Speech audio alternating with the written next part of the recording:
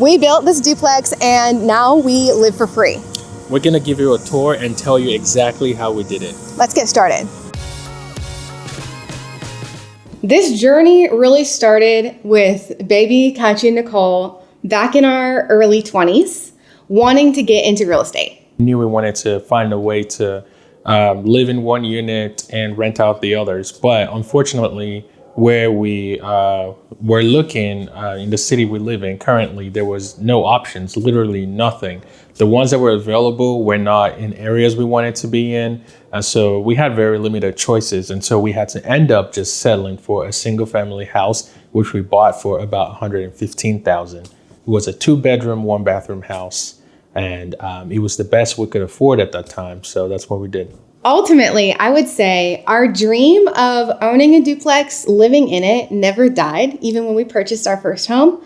So over a few years, we really decided that if we couldn't find the perfect duplex, why not build it? Exactly. One of the first things we did in order to make this building a duplex house hacking dream a reality was we found a location in an urban area that we liked and we wanted to be in. And, you know, luckily we were able to get a property, basically like a old rundown house for a decent price that we tore down, and we're able to just have it as a vacant lot. And then we went ahead and got a construction loan. And, you know, with the plans that we were going to build this, living one side, offset our living costs with the other side, and, you know, got the construction loan to build. So without getting into too many costs and breakdowns of everything financially that went into this duplex, I am going to kind of do a big skim over, talk about the main costs so that you guys can kind of determine if this would be something feasible for you. Now, keep in mind, if you are interested in like cost breakdowns and all of that, let us know in the comments below. That's always something that we can make in the future. When it comes to the lot purchase, we purchased for about $27,000. $27,000 was the lot. And then on top of that, just extra cash that we had in the project was, I have it written down here, just over $33,000. So in total, we're looking at just about $60,000 worth of our cash invested in the property. I don't feel like that's too bad. No. Of course not. For the value of what we ended up building, $60,000 is invested. It's not that much compared to how much you might have to put down, you know, if you were to take a mortgage out to buy at retail what we built. Mm-hmm. So we ended up taking out a $287,000 loan for construction of our duplex. Shall we give them a tour and show them what we built? Sure.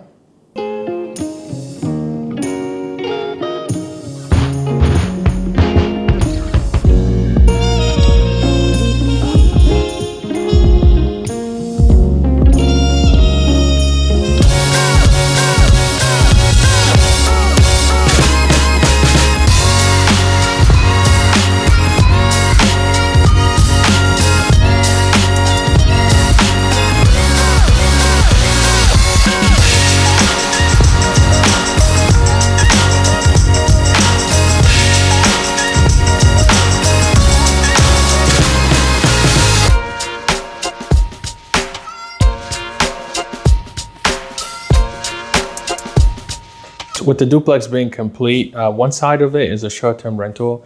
And so far, we've been successful in being able to actually live for free because the revenues from the Airbnb on just one side is completely sufficient to cover both the mortgage payment and the expenses of the entire building, which is pretty cool. I would say, honestly, it's better than I even expected. In my opinion, going into this, ideally, I wanted to just kind of offset our payment with the goal of obviously covering it completely, cash flowing if possible. So I am excited to kind of see how this has played out for us. Overall, we are averaging out around $2,900 per month in Airbnb earnings. We are currently cash flowing, if you will, about $632 a month. So we are covering our mortgage payment, which is currently sitting at $2,132, before our taxes and insurance. And then once you add in our $193 a month for insurance and our current $24 for taxes, you get that difference. Now, keep in mind, I will mention this all the time with any new construction. Just like if you were to go buy a Lennar home, a D.R. Horton home, new constructions are not going to have the taxes assessed for the structure when you first purchase them. So we are currently in that situation. So when I'm looking at the financials right now, like I mentioned, I've got them right in front of me here. We are essentially cash flowing $632 a month. When that changes, when we have our taxes come in, I anticipate that we will only be cash flowing about $70 a month. I'm not mad about that because it's still covering our mortgage payment for the entire building. So we are living for free, which is the whole perk. But it's something to keep in mind. If you decide to do this and build yourself a duplex, don't forget about those taxes that are going to change. So as with any real estate investment, you want to make sure you look at the numbers as a whole and plan for the worst. So what that looks like on this is, we took a look at how much it was going to cost to build, to hold it and everything.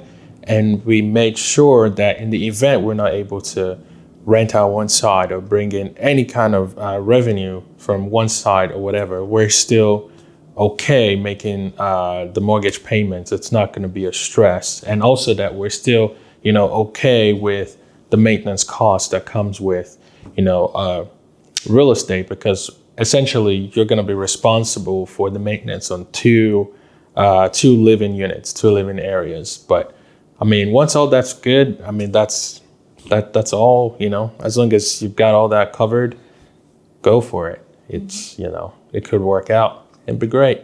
Being more on the sales side, it's very easy to sell the dream of like house hacking and living in a duplex.